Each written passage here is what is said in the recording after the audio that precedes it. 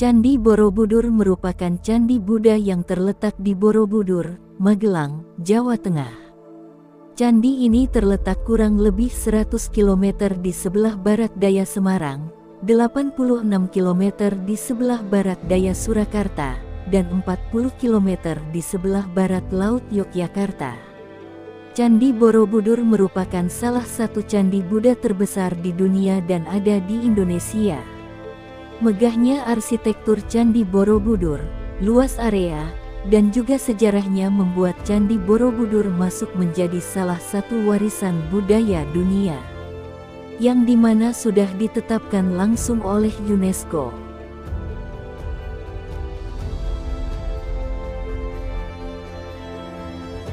Berdasarkan kajian sejarah, Candi Borobudur diketahui adalah peninggalan Kerajaan Mataram kuno. Candi Borobudur dibangun oleh Raja Samaratungga dari dinasti Shailendra, salah satu dinasti besar dan berkuasa yang pernah ada di Nusantara, pada abad ke-7 hingga ke-8, tepatnya tahun 782 sampai 812 Masehi. Pendapat itu berdasarkan interpretasi prasasti Berangka tahun 824 Masehi dan prasasti Sri Kahulunan Berangka tahun 842 Masehi. Masih dari sumber yang sama, arsitek Jacques Dumarquet berpendapat, bangunan Candi Borobudur didirikan dalam 5 tahap. Tahap pertama pada tahun 780 Masehi. Tahap kedua dan ketiga tahun 792 Masehi, tahap keempat tahun 824 Masehi, dan tahap kelima tahun 833 Masehi. Candi Borobudur menjadi pusat perkembangan agama Buddha saat itu sampai pada akhirnya diterlantarkan. Kemungkinan penyebabnya adalah karena serangkaian letusan Gunung Merapi, yang menyebabkan penduduk berpindah ke tempat lain yang lebih aman. Tapi ada juga beberapa pendapat lain yang menyebutkan bahwa tempat ini mulai benar-benar ditinggalkan setelah agama Islam menyebar ke tanah Jawa. Mengutip situs Cagar Budaya Kementerian Pendidikan dan Kebudayaan, dugaan sementara sejumlah ahli, penyebabnya adalah bencana letusan Gunung Merapi pada tahun 1006. Di mana Candi Borobudur ditutupi tanah dan pepohonan sehingga benar-benar menjadi bukit. Pada abad ke-18, dapat dipastikan Candi Borobudur sudah tidak digunakan lagi. Meskipun demikian, mitos dan cerita tentang Candi Borobudur tetap hidup di masyarakat, dan akhirnya membuat Candi Borobudur terlantar.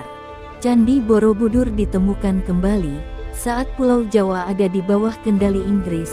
Gubernur Jenderal Thomas Stamford Raffles pada tahun 1814 menerima kabar tentang adanya bangunan kuno besar di hutan dekat desa Bumi Segoro. Raffles kemudian mengutus H.C. Cornelius, insinyur Belanda, untuk menyelidikinya. Hasilnya memastikan adanya bangunan kuno tersebut. Berkat pekerjaan pejabat Hindia Belanda Keresidenan Kedu, Hartman, yang meneruskan hal ini di tahun 1835, di mana seluruh bagian bangunan candi mulai terlihat.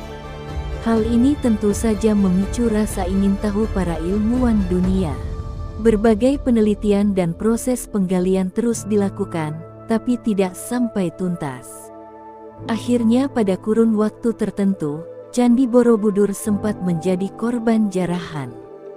Banyak patung dan bagian-bagian lain dari Candi Borobudur yang dijual dan dimiliki pihak lain, bahkan dari negara lain. Proses pemugaran Candi Borobudur berlangsung terhenti karena berbagai hal yang terjadi, sampai pada akhirnya tahun 1973. Pemerintah Indonesia mengajukan permintaan ke dunia internasional untuk pemugaran peninggalan bersejarah ini. Pada tahun 1975 sampai dengan tahun 1982, proses pemugaran besar-besaran berlangsung dengan bantuan UNESCO. Setelah renovasi benar-benar selesai, Candi Borobudur masuk ke dalam daftar situs warisan dunia di tahun 1991.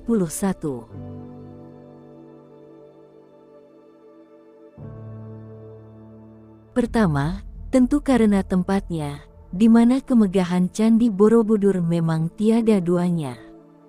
Jika kita lihat secara langsung, akan sangat terasa sekali besarnya bangunan dan keseluruhan area. Berada di ketinggian, keindahan arsitektur dan alam sekitar Candi Borobudur sangat terasa. Dua hal mencolok yang langsung terlihat saat wisata ke Candi Borobudur, banyaknya relief ukiran dinding dan stupa. Selain indahnya kombinasi kedua hal ini, ternyata makna yang tergandung juga dalam banget. Struktur bangunan Borobudur dibangun dengan menggunakan gaya mandala. Selain itu juga melambangkan konsep alam semesta dalam kepercayaan Buddha. Candi ini berbentuk kotak, memiliki 4 pintu masuk, dan pusat candi yang berbentuk lingkaran. Ada 3 zona di Candi Borobudur. 1. Kamadhatu, berupa 160 relief dinding dengan penjelasan Karmawibangga Sutra, hukum sebab akibat, melambangkan alam dunia. 2. Rupadatu, terdiri dari ukiran relief dan patung Buddha. Ada kurang lebih 328 patung Buddha dengan hiasan relief di sini. Melambangkan alam peralihan, alam di mana manusia terbebas dari urusan dunia. 3. Arupadatu, zona ini adalah zona lingkaran di pusat candi, berupa 3 serambi yang mengarah ke kubah di bagian tengah. Area ini tidak ada hiasan relief, menandakan kemurnian tertinggi. Pengunjung dapat naik ke atas candi. Ada baiknya sambil menikmati keindahan sekitar, kita juga mengenali kekayaan budaya peninggalan yang bernilai tinggi ini ya.